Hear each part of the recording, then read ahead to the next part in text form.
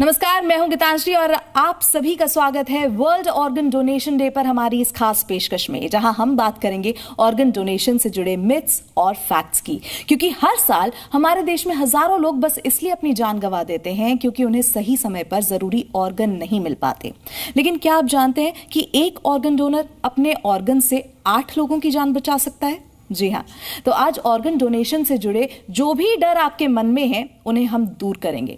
और इसके लिए हमारे साथ मौजूद है कुछ जाने माने डॉक्टर्स जो ऑर्गन डोनेशन से जुड़ी महत्वपूर्ण जानकारी हमसे साझा करेंगे और हमें बताएंगे इस बारे में लोगों तक अवेयरनेस पहुंचाना क्यों जरूरी है। तो आइए स्वागत करते हैं हमारे मेहमानों का। हमारे साथ मौजूद है doctor Yogesh Kumar Chhabra, who is an MBBS MD internal medicine, DM nephrology and DNB nephrology, MRCP nephrology and director and unit head nephrology, Fortis Shalimar Bagh। साथ ही हमारे साथ डॉक्टर सुनील प्रकाश मौजूद हैं, who is an MBBS MD DM nephrology, FISPD and FISN USA, vice chairman and HOD nephrology kidney transplant, BLK super speciality hospital new Delhi. सबसे पहले तो आप दोनों का बहुत बहुत स्वागत है।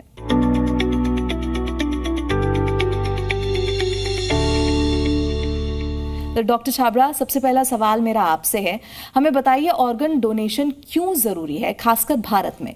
भारत में मैम हर साल करीब 5 लाख ऐसे लोग हैं जिनको अपने जीवन बचाने के लिए अंगों की जरूरत पड़ती है, लेकिन उनमें से केवल 2 से 3% लोग ही अपने सही तरीके से अंगों को ले पाते हैं। इसकी सबसे बड़ी वजह है अंगदान की प्रति जागरूकता की कमी, और जिसकी वजह से हमें अंगों की कमी पड़ती है और हम सही तरीके से ट्रांसप्लांट नहीं कर पाते। उदाहरण के तौर पे अगर मैं बात करूं, किडनी फेलियर के करीब करीब 2 लाख नए केसेस हर साल आते हैं, जिसमें से केवल 10 से 12 हजार ट्रांसप्लांट ही करा पाते हैं। अदरवाइज ज्यादातर पेशेंट कभी कभार अपनी डायलिसिस पे सर्वाइव कर पाते हैं, और बहुत सारे पेशेंट तो ऐसे हैं जिनको डायलिसिस तक की भी सुविधा उपलब्ध नहीं हो पाती। एक ब्रेन डेड डोनर करीब 8 लोगों की लाइफ बचा सकता है, जिसमें से अगर हम बात करें, एक व्यक्ति 2 किडनी दे सकता है, एक लिवर दे सकता है, एक हृदय दे सकता है, दोनों फेफड़े दे सकता है, अग्रशाय दे सकता है अपना, और आंतें दे सकता है। तो जिससे 8 जिंदगी बच सकती है अगर कोई व्यक्ति ऑर्गन्स डोनेट करता है। इसके अतिरिक्त 20 से अधिक लोगों की जिंदगी में बदलाव लाया जा सकता है, चाहे कोर्निया ट्रांसप्लांट से बात करें, चाहे हम बात करें कि वो व्यक्ति कोई हड्डियां अपना डोनेट करते हैं, या लिगामेंट्स डोनेट करते हैं, या बॉल जैसे ऑर्गन्स को डोनेट करते हैं, तो उससे कहीं ना कहीं 20 और अन्य लोगों की जान में कहीं ना कहीं चेंजेस कर सकते हैं। इतनी बड़ी आबादी, 140 करोड़ की आबादी के बावजूद भी हमें अभी भी अंगों की कमी हो रही है, तो this is not good. I think we need to have much more improvement in our cadaveric donation program. हमें इसकी तरफ और जागरूकता बढ़ानी चाहिए, क्योंकि अगर हर व्यक्ति ये सोच ले कि मैं अपने ऑर्गन अगर प्लेज करूं और ये देने की जरूरत पर सोचें, तो डेफिनेटली हमें हो सकता है लाइफ रिलेटेड डोनेशंस की जरूरत ना पड़े। तो डॉक्टर सुनील, एक आम मिथ है हमारे देश में, लोगों को लगता है कि अगर कोई व्यक्ति ऑर्गन डोनेट करने के लिए राजी हो जाता है तो फिर डॉक्टर्स उसे उसके इलाज में जो है अपना 100% देना बंद कर देते हैं। क्या ये बात सही है? मित्रों, ये बिल्कुल गलत है, एक मिथ है। कोई भी डॉक्टर जो हिपोक्रेटिक ओथ हम लोग लेते हैं, अपनी आखिरी सांस तक मरीज को बचाने की कोशिश करते हैं, और कोई भी एफर्ट कोई भी डॉक्टर, मैं मानता हूँ, नहीं कभी छोड़ेगा कि मरीज को बचाने में कोई भी कमी की जाए जस्ट बिकॉज उसने ऑर्गन डोनेशन का प्लेज किया हुआ है। कोई अगर ऐसा करता है तो इसको मैं कहूँगा ये तो मैन स्लॉटर है या होमिसाइड है, and it is punishable by all medico legal acts. In my knowledge I have never heard of seen anybody resorting to such tactics.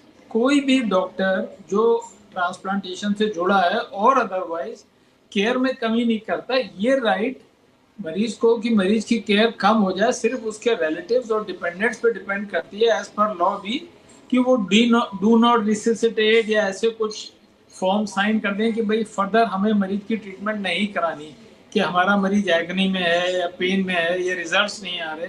तो फैमिली कभी कभी ऐसा करती है कि वो विड्रॉ करने के लिए कहती है, या मिनिमली डू नॉट रिससिटेट कहती है। बट कोई भी डॉक्टर ऐसा कभी भी नहीं करेगा कि किसी ने अगर ऑर्गन डोनेशन का फॉर्म साइन किया हुआ है तो उसकी केयर कम कर दे, उसको बचाने की कोशिश ना करे। that is not possible in my view. It is manslaughter. तो डॉक्टर योगेश, आपके पास मैं वापस आना चाहूंगी। एक और आम धारणा है कि ऑर्गन डोनेशन केवल अमीर या विशेष लोगों के लिए होता है, क्या वाकई ऐसा है? देखिए, ये सरासर गलत है और ये एक्चुअली जो धारणा बनी हुई है ये एकदम टोटल भ्रमिक है।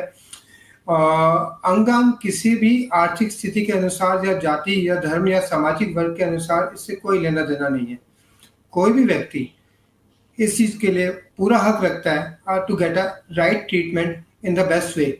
भारत में नोटो और नोटो जो है राष्ट्रीय लेवल पे काम करता है और जो रोटो है क्षेत्रीय लेवल पे काम करता है, जो हमारे अंगों को आवंटन का प्रक्रिया एकदम वैज्ञानिक तरीके से और एज पर द रिक्वायरमेंट करते हैं। इसमें बहुत सारे हॉस्पिटल लिस्टेड है, सारे पेशेंट्स जो रजिस्टर्ड है उनके नाम लिस्टेड है, ताकि यहाँ पे कहीं पे भी कोई आवंटन में कहीं पे भी गलती ना हो पाए और पेशेंट्स को सही तरीके से अपने बारी के अनुसार ये आवंटन हो पाए। ये जैसे कि सपोजिटली अगर हम बात करें, एक जो ब्रेन डेड डोनर है उसकी जानकारी एक डिजिटल रजिस्ट्री में करी जाती है और फिर अंग उस व्यक्ति को दिए जाते हैं जिसकी स्थिति सबसे गंभीर हो या जो मैचिंग क्राइटेरिया के अनुसार पूरा करता हो।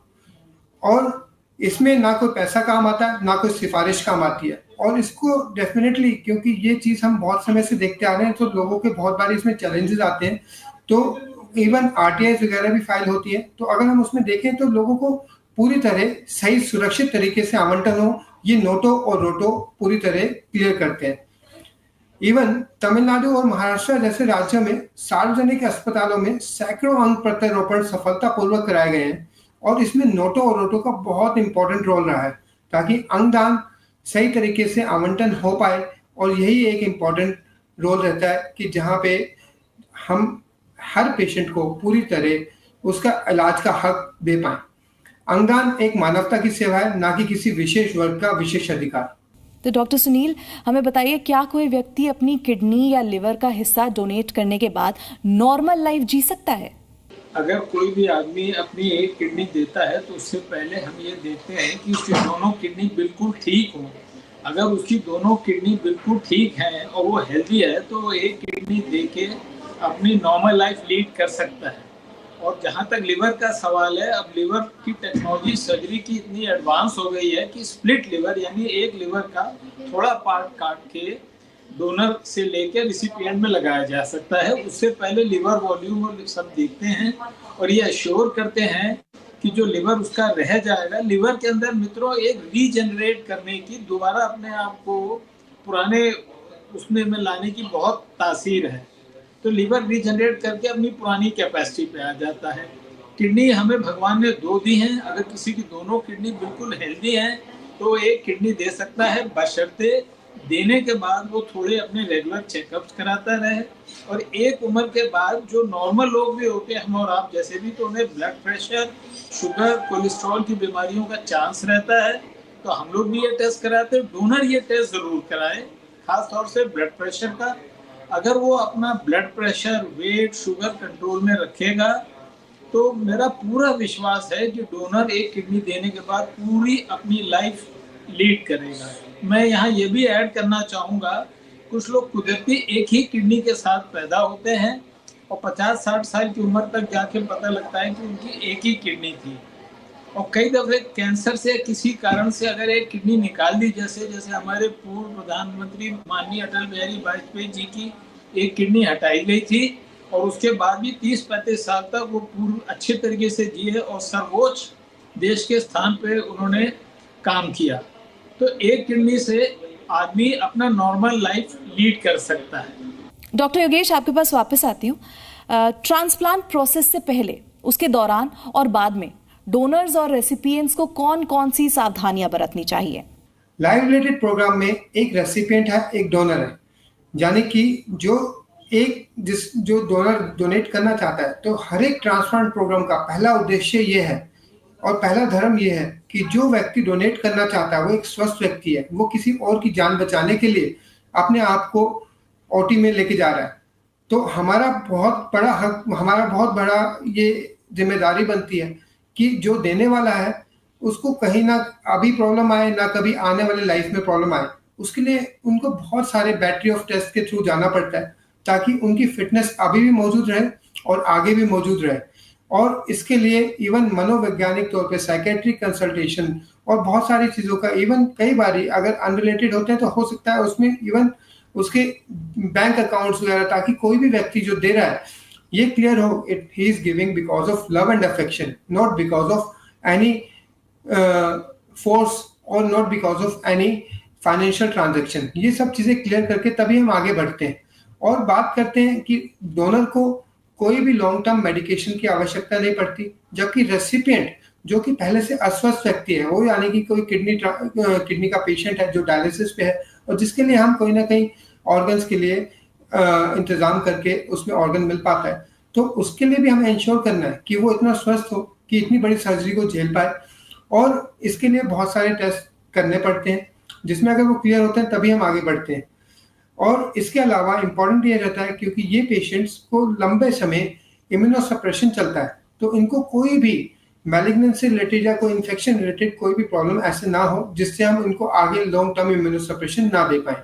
तो ये सब चीज़ें इंश्योर करने के बाद ही हम आगे ट्रांसप्लांट प्रोग्राम के लिए बढ़ते हैं। तो डेफिनेटली ट्रांसप्लांट का उद्देश्य ये है कि किसी अस्वस्थ व्यक्ति को स्वस्थ करना, लेकिन किसी स्वस्थ व्यक्ति को संभाल के रखना ताकि वो कहीं से भी कोई प्रॉब्लम ना झेल पाए। डॉक्टर सुनील, अब मैं आपके पास आती हूँ।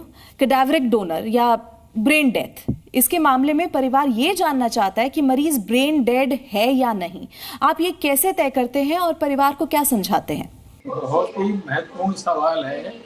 हमारी ये त्रासदी, हमारे देश में इतनी बड़ी आबादी के बावजूद भी हमारे कैडेवर डोनेशन रेट 0.4 पर मिलियन है, यानी 1 मिलियन पॉपुलेशन पे भी एक हमें डोनेशन नहीं है। स्पेन और यूएसए में ये 40 पर मिलियन है। अब क्वेश्चन ये कि हम उन्हें कैसे समझाते हैं। अगर कोई ब्रेन डेड व्यक्ति आता है, नॉर्मली ये ब्रेन डेड व्यक्ति रोड एक्सीडेंट्स या सडन कोई ऐसी कैटास्ट्रोफी हो जाए जिसमें उनका ब्रेन डैमेज हो गया। यहाँ समझने की बात यह है कि ब्रेन अगर हमारा डैमेज हो गया, उस वक्त हार्ट अगर चल भी रहा है और मरीज कृत्रिम ढंग से सांस ले रहा है वेंटिलेटर पे या अदरवाइज, 1-2 दिन में वो हार्ट पक्का रुकेगा, क्योंकि सारी एक्टिविटी हमारी बॉडी की ब्रेन कंट्रोल करता है। तो ब्रेन में ब्रेन स्टेम, एक बॉटम यहाँ पे सेंटर है जो हार्ट और लंग्स को चलाते हैं। तो अगर ये डैमेज हो जाते हैं तो 1-2 दिन में ब्रेन डेड मरीज 100% उसका हार्ट रुक जाएगा। और हम टेस्ट करने से पहले कुछ टेस्ट करते हैं। यहाँ 2 सेट ऑफ डॉक्टर्स होते हैं। एक सेट आके उनका पूरा न्यूरोलॉजिकल टेस्ट करता है और ब्रेन स्टेम रिफ्लेक्सेस देखता है, और एक टेस्ट होता है एपनिया टेस्ट, यानी हम मरीज को देखते हैं कि अगर वेंटिलेटर रोकें तो क्या उसकी स्वतः सांस चल रही है कि नहीं चल रही है। तो अगर ये हम सब देखते हैं, रिफ्लेक्सेस देखते हैं और ये पता लगता है कि ब्रेन डेड है, उसके 6 घंटे बाद और अगले 12 घंटे के अंदर ये टेस्ट दोबारा होता है। और एक और बड़ी इंपॉर्टेंट बात यहाँ है कि ये जो टेस्ट होते हैं ये न्यूरोलॉजिकल टीम्स करती हैं जो कि ट्रांसप्लांट से किसी भी तरह कनेक्टेड नहीं है।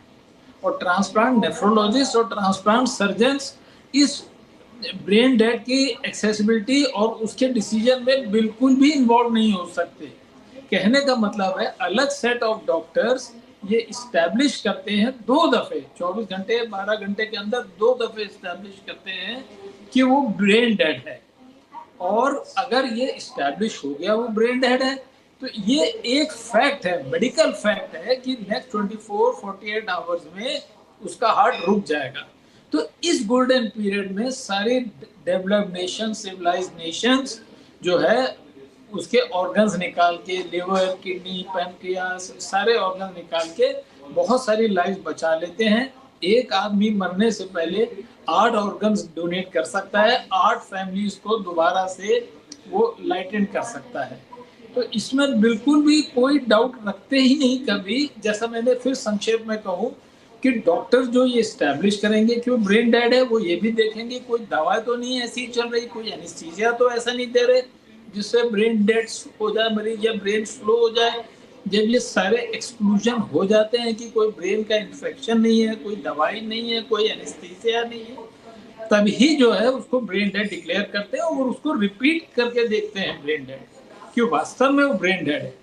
और मित्रों, ये आप पक्का जान लीजिए कि अगर किसी का ब्रेन खत्म हो गया, वो ब्रेन डेड हो गया, तो विद इन नेक्स्ट 24 आवर्स उसका हार्ट और लंग्स रुक जाएंगे, क्योंकि सब कुछ रेगुलेशन ब्रेन से होता है। वो फॉर ऑल प्रैक्टिकल पर्पसेस वो आदमी लिविंग वेजिटेबल ही है। इस गोल्डन पीरियड में 24 आवर्स में अगर हमें परमिशन मिलती है तो मरीजों के ऑर्गन्स निकाल के बहुत सारे लोगों को, जिसकी वेटिंग लिस्ट बहुत ज़्यादा है आज, उनको हेल्प मिलेगी। तो डॉक्टर योगेश, अब हमें बताइए, भारत में कोई व्यक्ति ऑर्गन डोनेशन के लिए कैसे रजिस्टर कर सकता है? क्या ये प्रोसेस कॉम्प्लिकेटेड होता है? मैम, ये प्रोसेस, ये सबसे इम्पोर्टेंट क्वेश्चन है हमारी पब्लिक के लिए, ये जानना पहली चीज़ कि ये बहुत सिंपल प्रक्रिया है। हम आजकल क्लिक करते हैं, उबर के लिए क्लिक करते हैं, स्विगी के लिए, जोमेटो के लिए, ब्लिंकिट के लिए, एक सिंपल क्लिक नोटो की वेबसाइट पे जाके प्लेज फॉर ऑर्गन डोनेशन, उसमें सिंपल एक क्लिक से we can actually become a, और we can pledge ourselves for to become a donor later on. लेकिन एक चीज हमें पता होनी चाहिए, ये सिर्फ प्लेज है, इसका मतलब ये नहीं कि डेफिनेटली नेसेसरी होगी। फाइनली ये डिसीजन जब भी होगा, जब भी मृत्यु उपरांत हमारे ऑर्गन्स जब डोनेट होने होंगे, तो हमारे फैमिली के बाकी लोगों का मत माना जाएगा और तभी डिसीजन माना जाएगा। इंडिया में we have to opt in, बल्कि जैसे स्पेन जैसे देशों में ऑप्ट आउट करना पड़ता है आफ्टर डेथ। स्पेन में ये माना जाता है कि ये ऑर्गन एक सरकारी प्रॉपर्टी है, it's a property of the nation, and unless and until family opts out of donation, तब तक वो एक राष्ट्रीय धरोहर मानी जाती है और उसके अनुसार ऑर्गन्स का आवंटन होता है। जबकि हमारे देश में जब तक फैमिली और एग्री नहीं करती, तब तक वो ऑर्गन्स के लिए डोनेशन नहीं हो सकता। तो डेफिनेटली जब आप प्लेज करें, अपनी फैमिली को जरूर बताएं, ताकि जो आपका निर्णय, आपने किसी की लाइफ बदलने का निर्णय ले रखा है, उसमें आपकी फैमिली हमेशा आपके साथ खड़ी हो, आपके डिसीजंस को एग्री करे और आपके डिसीजंस की एक आपकी इच्छा को माना जाए, जिससे आप किसी 8 से 9 लोगों की लाइफ बचा सकते हैं। तो ये आपकी फैमिली को पता होना चाहिए, जो उस प्रक्रिया में साथ के साथ इन्वॉल्व होने चाहिए। तो definitely I know it is going to be difficult for the families at that moment, वो बहुत कठिन डिसीजन है, लेकिन फैमिलीज को और लोगों को, सबको अगर हम सब सामने आते हैं, if we lead by example, तो definitely we can make a big change. अभी इस समय हमारे देश में south India is leading the race for cadaveric transplantation. हम बहुत पीछे हैं। अभी भी हमारे देश में अगर बात करें तो less than 1% per million population is getting the cadaveric donation program, cadaveric organ, जबकि बाकी देशों में अगर बात करें मोर than 35% per million population are getting cadaveric organ. Spain जैसे देश में almost life related program nil है, और जबकि हमारे देश में हम मेजरली लाइफ रिलेटेड प्रोग्राम के भरोसे ही ट्रांसप्लांटेशन कर पा रहे हैं। अगर हम अपने ऑर्गन्स को प्लेज कर पाएं, सही टाइम पे डोनेट कर पाएं और फैमिलीज हमारी एग्री करें, तो definitely we can make a big change in life of many people. We can live even after death. That is very important. We have to be very clear about it. Pledging is very simple and we can go ahead. तो doctor Sunil, Bharat में organ donation के बाद दूसरी जिंदगी या पुनर्जन्म को लेकर कई तरह की मान्यताएं हैं, इस पर आप क्या कहना चाहेंगे? देखिए, ये वाकई में बड़ा वेक्सिशियस क्वेश्चन है। पुनर्जन्म के बारे में किसी को कुछ खास पता नहीं है। जो बहुत पहुंचे हुए महात्मा साधु हैं, शायद उनको आइडिया हो। नंबर 2, हर सिविलाइजेशन, हर रिलीजन में इसका अलग अलग कॉन्सेप्ट है। कुछ लोग पुनर्जन्म में रिलीजन बिलीव नहीं करते, कुछ करते हैं। लेकिन हम अगर ह्यूमनिस्टिकली और एक उस ढंग से सोचें कि जो हमारे अच्छे कर्म हैं, जो हमारे अच्छे अर्चित काम हैं, वो शायद पुण्य जो है हमें अगले जन्म में मिले। जो वर्ल्डली रिचेज हैं, हमारे पैसे, डायमंड्स, मनी, स्टॉक, जमीन जायदाद, ये तो किसी के साथ गए नहीं। चाहे बादशाह हो, चाहे राजा हो, चाहे कोई भी हो, रईस हो, गरीब हो, किसी के साथ नहीं गए। तो जो कर्म हैं हमारे, एटलीस्ट हमारी माइथोलॉजी में तो ये माना जाता है, और भी कुछ मेजर रिलीजन में माना जाता है कि हम अगर अच्छे कर्म कर रहे हैं तो इसका हमें पॉजिटिव इफेक्ट अगले जन्मों में मिलेगा जब रीइंकार्नेशन होगा। कुछ रिलीजन इसको नहीं भी मानते, लेकिन मेरा मानना यह है कि अगर हम आज जो अच्छे काम कर रहे हैं, there is a strong possibility it will come back to us in further life, because what goes around will come back. जो हम आज कर रहे हैं वही हमारे साथ वापस होगा, चाहे इस जन्म में हो चाहे अगले जन्म में हो. तो frankly I do not have a very definite answer on this because I am not a very spiritually evolved person. और एक और बात है, अगले जन्म में क्या होता है हमें ये तो नहीं पता, लेकिन कुछ देने से, दान देने से एक एल्ट्रुइज्म की फीलिंग आती है, एक बहुत वेल बीइंग की फीलिंग आती है. और बहुत दफ़े देखा गया कि डोनर जिन्होंने अपना एक ऑर्गन दिया उन्होंने बहुत अच्छी लाइफ लीड करी. जहाँ तक कैडेवर डोनेशन का सवाल है मित्रों, अगर आज हम ये अंगदान नहीं कर रहे, अगले दिन या तो हमें क्रीमेट कर दिया जाएगा या हमें बरी कर दिया जाएगा, हम मिट्टी में मिल जाएंगे अपने अंगों को लेके. दूसरी तरफ अगर हम ये दान देते हैं तो शायद हमारी बैलेंस शीट में बहुत सारे अच्छे कर्म ऐड हो और उसका आफ्टर लाइफ में हमें पॉजिटिव इफेक्ट ही मिलेगा, ऐसा मेरा मानना है. कुछ लोगों का ये मानना है कि अगर हम ये अंग दे देंगे तो अगले जन्म में हमें ये अंग नहीं मिलेंगे. To my mind humanly this is not possible. God is not so unkind. No eternal ethereal force will be so punitive in its judgment. हमें सर्टेनली अच्छे एक्शंस करना चाहिए और ऑर्गन डोनेशन से बड़ा कोई भी दुनिया में डोनेशन नहीं है. तो आप दोनों का बहुत बहुत शुक्रिया हमारे साथ जुड़ने के लिए. तो इसी के साथ आज का ये खास प्रोग्राम यहीं खत्म होता है. इस प्रोग्राम के जरिए हमारी यही कोशिश थी कि ऑर्गन डोनेशन से जुड़े जो भी सवाल आपके मन में हो उनके जवाब आपको मिल जाएं और आप ऑर्गन डोनेशन की अहमियत समझ पाएं. तो इसी के साथ हमें इजाजत दीजिए. नमस्कार.